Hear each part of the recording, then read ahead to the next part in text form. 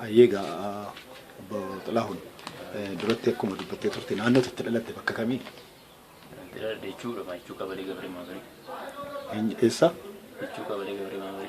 Okay, eessaa galaa turte mee akkaataa waan sana turte naa ibsitaa? Yeroo san magaalaa Raayin galaa ture kondomini Raayin. Ajjeeriin galuutti jiru bisee galu karaa gubbaatti makiinaa Haacaaluuti kan jedhamte makiinaa adiin tuni. Mabiraatii ibsitee fuuldura deemaa turte iyyuu. Ayyee. Isaan booda makiinaa konkolaataa piikaappii gurraachi kabbiina lama qabu. Tole. Mabiraatii dhaamsee duwwaa dhufe. Ayyee. Duwwaatti dhufee akkuma hojii keessaa akkuma ga'anii. Ayyee. Akka malee fiigaa ture buucaatti cufe. Ayyee. Makiinaa adii sanatti. Tole. Sanatti cufee namni lama makiinaa gurraacha gara keessaa hin bu'e. Ayyee. Isaan mirgaan hin bu'anii kaallachuutti fiiganii. Ayyee. Isaan booddee balbala makiinaa adii tana. Ayyee. Haacaaluutti kan jedhamtu sana. Ayyee. Isaan mirgaan bananii karaa lachuun balballisaa. Tole. Isaan booddee kan siree dhukaas hin dhokee. Ayyee. Rasaasni hin dhokee karaa mi'a akka dhokee hin beeku. Karaa bitaatti dhokee mirgaa dhokee hin beeku. Ayyee. Koon jedhanii balbala banaan isaanii cufaniituma makiinaa gurraachatti deebi'an diiganiitu. Ayyee. Makiinaa gurraachatti deebi'anii isaan booddee isaan makiinaa isaanii zorfatanii. Ayyee. Gizee deemuudha jedhan makiinaan isaanii daandii jireenyaa gubbaa kore. Ayyee. Daandii jireenyaa gubbaa kore yeroo sanii akka kufuu wayii ta'e makiinichi. Ayyee. Isaan booddee miin wayii kufee iddoo sanitti. Ayyee. Kan kufee ani yeroo san maadiin dhadhee akka gizee dhaalu figuutii ture iyyuu. Ayyee. Isaan booddee figuutii sanaan kaasee gizee dhaalu figuutii xiqqoo wayiiti. Ayyee. Ishii fudhee nan deeme gizeen zoorituudhaan makiinitti adiin tuni akka deemuu dhaabbatti akka waan deemuu dhaabbatti hin deemtiin dhaabbatti. Ayyee.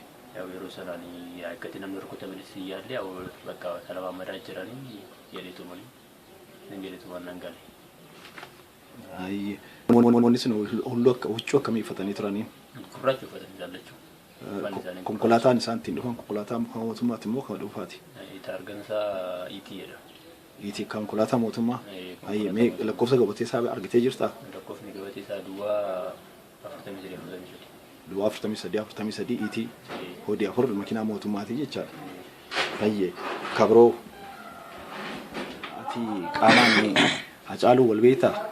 Hin beeku. Argitee beektaa? Miidiyaa irratti beekaman hin beekamu. Televizyiinii uummata gizee sirbuun beekaman hin beeku. Hin beektuun. San booda gaafa miliqanii jarri kun akkam ta'anii miliqanii? Bakka baay'ee muddamanii makiinaa turfataniitu deeman. Bakka makiina isaaniis illee gizee san baay'ee muddamee kufee ture. Kufee ture makiinichi hundi. Karaa balbala kamii akka dhukaasi kun dhuka'e beektaa? Hin beeku kamiin akka dhuka'e. Ulaa kamiin akka dhuka'e hin beeku. Jalli maayii.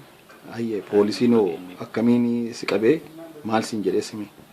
Poolisiin dura waanumatti itti mee wanti argitanii wanti ilaaltan hojii jiraatee nutti maadhaa jedhanii namicha miti hin qabanii nama safaraa hunduma qabanii turaniyyuu. Ayyee. Ani kanan argee kana jedheetu kan itti himnaan isaanii qaamtu ajjeese ana rukute ana rukutuu dandeessi Jawaar Gammachuu Diidatu haadha kan ergi jedhii dubbadhu jedhaniiti. Jawaar Mahammad faa? Jawaar Mahammad Diidatu Baqqalaa Garbaa. Ayyee. Gammachuu ayyaana jedhamu isaantu nu erge. Isaantu konkolaataadhaan dhufee qarshii naaf kennee konkolaataa sanatti agarsiisanii deemanii kanaaf irra rukute jedhanii. Isii gallakkisnaa barbaadde si jaalaa si ergina qarshiisiif kenna nama barbaadde. An jedhanii kana dinnaan na reebanii baay'ee reebicha guddaan irra ga'e. Ati maal jetteerre? Bakka ishiin jedheen kan isaan reebicha nutti baay'isna. Tole. Isaan reebicha nutti baay'isna bakka ishiin jedheen. Reebichaa maas irra ga'e? Mee akkamsi godhan si qofamoo gara maatii keetti waan dhufan jiraa? Maatii kiyya hundumaa qabanii turan haadha kiyyarree boleewwan kiyyarree qabanii turan isaanirree dararaa turan na biratti. Ayyee.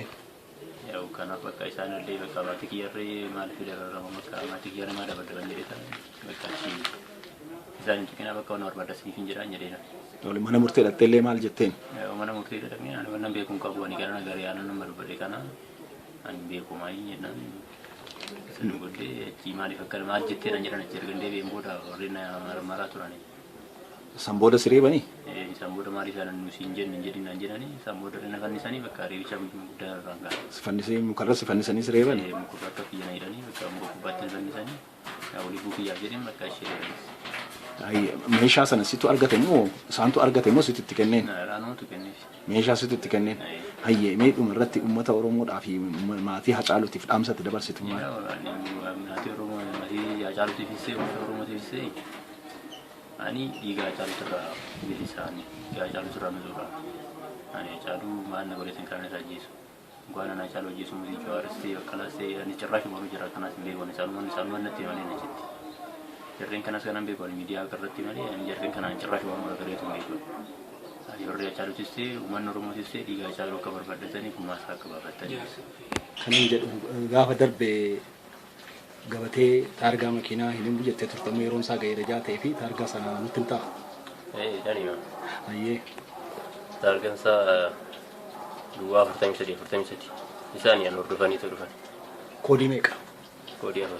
Koodii 4 makiinaa mootummaati? Okay, gaafa sana achitti maaliif argamteeti? Ani magaalaadhaan galuudha deema yeroo sana. Magaalaadha?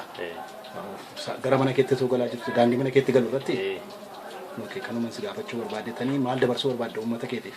Uummata kiyya waan nama dabarsuu barbaadu hawaani dhiigaa caaluturraa nusuudha. Uummata warri isaas ta'e uummanni ta'e dhiigaa caaluu akka barbaaddatanii barbaada. Ayyee galatoomii. Galatoomii waan sana